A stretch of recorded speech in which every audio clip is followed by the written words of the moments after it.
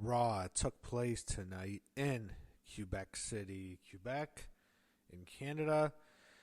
The show, I have to say, tonight was a filler show, and I had a feeling it would be because Quebec City is not a big city. I mean, it's not one of these bigger American cities that they run, and I just knew because of it, because it's smaller, they're not going to put on their best show. They're going to have more of a filler show. But I was hoping that we at least get some good matches, and we got that. We definitely got a really good women's match tonight, but you can just tell that this was going to be a filler show. And that's exactly what we got. This was only the second Raw in history to take place in Quebec City. So you just knew, I mean, even on SmackDown, it was a filler show, and Montreal is a bigger city than Quebec City is. So it is what it is.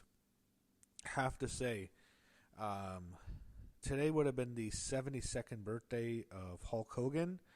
There was a front row sign wishing him a happy heavenly birthday. So happy birthday to the Hulkster in heaven. Breaking news to start the show was that Naomi is not medically cleared to compete against Io Sky in the women's title match tonight. The match with Io was then canceled and replaced with a match with Roxanne, which they got to. It was a bit of a what the fuck moment for me because they promoted it all week, and it definitely wasn't an angle because we never saw Naomi all night. So clearly something's up. They had CM Punk come out to a massive pop. He cuts a promo on Seth Rollins cashing in on him at SummerSlam. LA Knight interrupts him. They go back and forth. Then Paul Heyman interrupts them. He spoke French to the crowd. He got booed. He was with Braun and Bronson. It sets up a tag match. Braun Breaker was insulting both of them. He had a good line saying, Punk's 47, LA Knight's 40. It's like 100 combined, so using the classic Steiner math. He had Judgment Day backstage. El Grande Americano was there with them to promote the Triple Mania, which he's going to be a part of. You had Raquel and Roxanne kind of being separate from Judgment Day. It seems like they're kind of doing their own thing. Finn and JD are tag team champions, world champions, and you would never guess it. So, AJ Styles is out next, and you get AJ Styles and Dragon Lee against Dirty Dominic Mysterio and El Grande Americano. So what happens in this match is El Grande Americano first brings out the titanium plate gimmick to use in the match, but then he drops it, so Dom puts it in his own luchador mask, hits AJ with a headbutt, and then El Grande Americano rolls up AJ Styles and gets the win, so the heels win here. Earlier today, Adam Pearce was talking to Sami Zayn. He wants a world title match, Sami does, and then we saw, it was kind of funny, we saw this old school promotion, like this news clipping and advertisement for Ivan Koloff against Bruno Sammartino in Quebec City. I thought that was a neat touch, and I'd much rather watch that match than anything on this show, I'm not going to lie.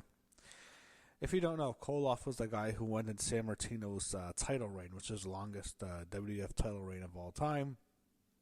It was 7 years, and then Koloff, I don't know if they feuded again. I wasn't watching wrestling at that time. I wasn't born for close to 30 years or 20 years, whatever he beat him. But I think Koloff then lost it to Pedro Morales. Anyway, Sami wanted the title match. Then Sheamus shows up, and Sami asks him not to interfere in his match with Rusev tonight. Sami Zayn was out next. We go backstage. Io Sky is disappointed. She tells Adam Pearce she wants her title shot.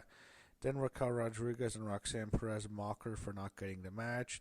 Io challenges Roxanne Perez, and there was a kind of a funny moment where Io's smiling at Roxanne, and Roxanne's like making this mean face. It was actually a good visual. Pearce makes the match official, and we get Io Sky against Roxanne Perez. Hey, I ain't going to complain about that. We get Sami Zayn and Rusev next. The shitty loser bum ass worst faction in WWE, and that's the same show that has the Vision on. The fucking MFT, which sucks. I mean, the MFT sucks. The Vision sucks. These gimmicks, these heel groups are just ass. I'm so done with these fucking shit factions, man. Anyway, MFT jumps Sami Zayn because Sami beat Solo Sikoa on SmackDown, and then it causes a DQ. Rusev joins in. Sheamus sprawls at Rusev. They fight into the crowd. I don't care. Fire the MFT. Solo Sikoa is the worst wrestler on the main roster. He is fucking horrible. The most overrated wrestler I've ever seen for the amount he's being pushed. He is fucking shit. His matches always suck. He's one of the worst wrestlers in the company. Get Solo Sikoa off my fucking TV screen. He has go away heat with me. I don't want to see Solo anymore, man. He is awful. If he was not in the Anoa'i family, if he was not a Fatu, if he was not Rikishi's kid, he was not in that family, he would have been fired. He would have never been called up to the main roster. He's one of the worst acts in this company right now. He's fucking horrible. I don't want to see Solo Sikoa on my TV screen anymore. I am done with this guy. He is shit. He is garbage. He's a bum. He's awful. His matches are dreadful to sit through. I don't give a shit how many fucking Bloodline stands on Twitter who freak out whenever you say one thing about their heroes, their gods, the Anoa'i family. You can't say one bad thing. I mean, I can praise Roman Reigns. I can praise Jacob Fatu. I can praise a whole bunch of wrestlers. I even like Jimmy Uso. But, I criticize Jey Uso for his wrestling, and I shit on Solo for how bad he is, and I just get all this hate from these Bloodline stands. Anyway, I'm annoyed, man. I'm really annoyed with this guy. He is awful. Solo Sikoa sucks. When I was ranting about Jey Uso every single week, Solo Sikoa is going to be my new target. He is just the worst. Oh my god, Solo Sikoa sucks. Anyway, yeah. Adam Pearce had a security kick out the MFT. I wish security can kick out the MFT from every single show, so I don't have to watch them anymore. He's done yelling at the New Day and Big G who go up to him. I don't care. I don't care about this new faction. I don't care about Big G, the Big E, whatever. We see Io Sky walking backstage. She talks to her former friends. Former is a good choice now. To use that, I use the word former because of what happened later on the show, but she's talking to Asuka and Kairi Sane. They want to be in Io's corner tonight, but Io declines, and it's obvious that they're going to turn on her very soon. So we get the highlight of the night easily, in my opinion, Io Sky and Roxanne Perez. Fans were into this from the get-go, and so was I. I was looking forward to it. I was kind of happy in a way. It was in this match, Io and Roxanne instead of Io and Naomi. I have no doubt in my mind this was going to be Io and Naomi. If Naomi wasn't injured and if she was cleared to wrestle tonight, this would have been the exact same match she would have had with Io. And the thing is, it would have been nowhere near as good because Roxanne Perez is way better than Naomi. And I think Naomi's capability showed in that SummerSlam match when Io and Rhea Ripley have been having amazing matches together. And that triple threat they had alongside Bianca Belair was excellent at WrestleMania. And it just showed that Naomi was just nowhere near as good as Bianca. There was such a huge drop-off. And the match wasn't as good because of Naomi. And, I was happy she wasn't in this match. She was the world champion. I don't want her to be hurt or anything, but yeah, Io and Roxanne, I'd much rather see Roxanne Perez as women's world champion than Naomi, because Io and Roxanne had an awesome match. Multiple "this is awesome" chants. There was a cool spot earlier where Io took both Raquel and Roxanne out with the suicide dive. Raquel kept interfering. That was a story of the match. She had all this incredible athleticism from both Io and Roxanne. You can tell they liked working with each other. They had really good chemistry in this match. But Raquel keeps interfering. Eventually, Asuka and Kairi Sane come to aid Io in response to Raquel, but it backfires because they're on the apron. They hold Roxanne. Io accidentally bumps into them, and then Roxanne rolls up Io Sky, holds the tights, and Roxanne Perez gets the biggest win of her career on the main roster by pinning Io Sky. So Roxanne Perez gets the win. This was going to be the Naomi-Io match. I don't know how much this really is going to be a reflection of how they're going to push Roxanne maybe, but this was just going to be Naomi and Io, and the match would have been nowhere near as good. So Roxanne gets the win. Good for her. I hope she gets a singles push. Jackie Redmond interviewed Jey Uso backstage. She finally asked him the question I wanted to ask last week. Where the fuck were you, Jay? He missed last week's show due to family business, he says. LA Knight walks in and says he wants a shot. They do the whole yeet and yeah back and forth, which was all right. I don't know. I find Jay's a lot less I find him more tolerable now. I'm a lot less angry at Jay, and I actually don't mind him again, since he's not, sorry, let me correct. He's not the World Heavyweight Champion anymore. He's not having shitty matches every week. I actually don't mind him, and like as an upper mid carder, I can tolerate Jay, and I actually don't mind him anymore. I actually did like him when he was doing the Yeet thing. He was just, not really in the world title picture. And when he would lose. I didn't mind that version of Jey Uso. I don't want him as champion. I know he's not going to be champion anytime soon. They show Maxine Dupree and Becky Lynch heading to the ring. You had Byron Saxton interviewing Penta at the break. They're doing nothing with this guy. I mean, Penta has no direction right now. Then you had Io Sky and Asuka yelling at each other backstage. They're going back and forth. Asuka shoves Io Sky and this breaks Kairi Sane's heart. Io is shocked. Kairi Sane is conflicted. And, she's hesitating. I mean, in real life, she's really, I think her and Io Sky are best friends. Kairi and Io, but she sides with Asuka at the end. She walks off. Io was sad, so they're going to do the big heel turn, the big change, and Kairi will join Asuka. I have no doubt in my mind when they turn on Io Sky. They show Natalya and Akira Tozawa accompanying Maxine Dupree to the ring. Becky Lynch comes out after wearing a giant white scarf. We get Becky Lynch, Maxine Dupree. Yeah, Maxine Dupree is no good. I don't see anything in her. No improvement. Just nothing. Nothing with Maxine Dupree. Doesn't look like a wrestler. That's the biggest issue. She doesn't have a wrestler's body. She has a model body. It's a stick figure model body. There's no muscle mass. I see with Maxine Dupree. She looks like a stick figure, model who's really skinny. And I don't find her super enchanting or she sticks out. I just find her so generic, and I don't see anything in her. Her wrestling is just awful, and yeah, I just don't I don't want to see Maxine Dupree pushed anymore.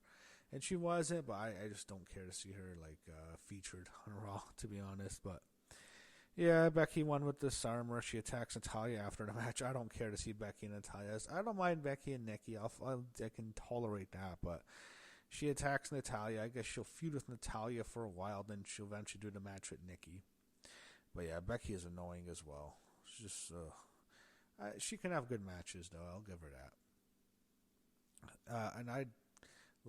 As much as I sometimes am annoyed with Becky, she's a lot less annoying than her husband is recently. So I'll give her that. Seth's in the locker room with the Vision. He says he'll see them next week. So that obviously means he's going to make a run in the main event. We see on the break New Day and Grayson Waller come in and they shit all over the Quebec City crowd. They were chanting something at them in French. I don't know what it was. We get a Bayley video promo. I'm sorry, Bayley, but I don't care about you anymore, Bayley. You're done. I'm over it. I'm over this character. I'm done with Bayley. I don't care about the role model. I don't even care if you become the hugger again. She's so sad. She sounds, it sounds like she's her whiny friend, man. That whiny friend. Who am I talking about? Sasha Banks, Mercedes Moné. And that's what it sounds like, dude. Bayley, just go to AEW, okay? Your contract's up in a year. Leave WWE. You're unhappy. We get it. This isn't necessarily just a complete work. She's unhappy there. She's not getting featured. She's boring. She just doesn't have any charisma, especially with this stupid gimmick. And I don't care to see the hugger anymore. I think Bayley's run her course in WWE. They've done everything they could with her. They gave her a big moment last year to reward her. They let her win the Royal Rumble last year. Then she went on to WrestleMania last year and beat Io Sky to win the Women's World Championship, or actually it was the WWE Women's Championship. It was a good moment for Bayley. She got a big WrestleMania moment. She won the title at WrestleMania after winning the Royal Rumble. That's kind of like the peak, right? Win the Rumble, go win a world title match at WrestleMania. That's kind of the peak. And she got that. I feel like she's just been done ever since. That was her peak. That was her reward for all the years she gave them. I just feel like she's done, man. Let's go to AEW, go wrestle Mercedes Moné, Sasha Banks, your best friend, and just, we're done with Bayley here. She's done. She's just done in this company. It's run her course. Bayley is done. I don't think Becky Lynch is done. I don't think Charlotte Flair is done. They're much bigger stars than Bayley for a reason. But Bayley, I just feel like she's done in WWE. There's nothing they can do. I don't think she's happy there. I do not think that at all. I think she's upset. I think she has the same mentality that her friend does, and she'll end up in the same place she did. So you have Jackie Raymond Irving, Lyra Valkyria about Sad Bailey, and Lyra almost sounds guilty. This almost makes Lyra look like a stupid babyface, in which she's just showing too much sympathy for Bailey, a woman who punched her in the face with a chain at SummerSlam, even if it was unintentional. I just feel like they're giving Lyra too much sympathy here. She should just be done with it. She said, yeah, whatever, Bailey is what it is. I'm focused on going after the Women's World Championship. I don't know where Lyra's going. I don't care about Lyra and Bailey. I don't want to see them feud. I'm just done with Bailey. We see backstage, Stephanie Vaquer is praising Io Sky for what happened to her. She's almost like trying to tell her to keep her chin up. So that was quick. We didn't see much of Stephanie Vaquer. And, I don't know if she's still getting the title shot with Naomi, if Naomi's going to be cleared by Clash in Paris, but that's it. I mean, we barely see Stephanie Vaquer anymore. She was like such a prominently featured female star. We don't even see her anymore. This is the only time we saw her. And speaking of someone who didn't get to see a lot, Rhea Ripley, the most over person on this whole show by far. The crowd exploded when they saw her on screen. She just goes, she says sorry to Io for what happened. She tries to give her advice, but Io tells her to stay out of it. And I'm just thinking to myself, that's all they have for Rhea? I mean, that's it? I mean, you're just going to have her appear on a backstage segment? We want to see Rhea Ripley. We want to see Stephanie Vaquer. I mean, it's just, it's awful. I mean, I love the Io Sky Roxanne Perez match, but, I don't care about a Bailey segment. I don't care about that. I mean, we can't have anything with Rhea. We can't have anything with Stephanie Vaquer. You have to sit through a fucking Maxine Dupree match. You have to watch Solo Sikoa on her television screen. There's just so much junk, man. So much shit on this company that people aren't being featured, and they're just featuring the worst people. I mean, putting Solo Sikoa on TV is just painful at this point. It's painful to the audience. It's painful to the people watching live. It's painful to the people watching home, and it's painful to the people working with him. The guy's just awful, man. He should be taken off TV for at least a year. Just be released. He sucks. Anyway. Yeah, I don't like Solo Sikoa, if you haven't noticed. So main event was up next. CM Punk and LA Knight against Braun Breaker and Bronson Reed. Seth Rollins attacks CM Punk, causing disqualification. Division beats down Punk and Knight. Jey Uso makes a save with a chair. Adam Pearce comes out and announces Seth's going to defend his title at Clash in Paris in a Fatal 4-way match against LA Knight, CM Punk, and Jey Uso. Then the faces fight with each other, the three of them, and then Division comes down, beats them down in the ring, and Seth's crew stands tall. Division stands tall. Raw ends just like it did last week. This feels like, every single week, same old shit. It's kind of like Evolution. They would stand tall over all the top babyfaces on Raw, and who's booking the show now? That's how it feels like, and it feels like now where it's just all it is heels beating up the faces every week. It's just like Triple H, man. It's what he used to do on Raw. I don't know. I'm a little down. I'm a little down on WWE right now. I don't give a shit about Division. I don't like Seth Rollins. I don't want to see him as champion anymore. What is what it is. Raw in Quebec City was just filler. That's all it was.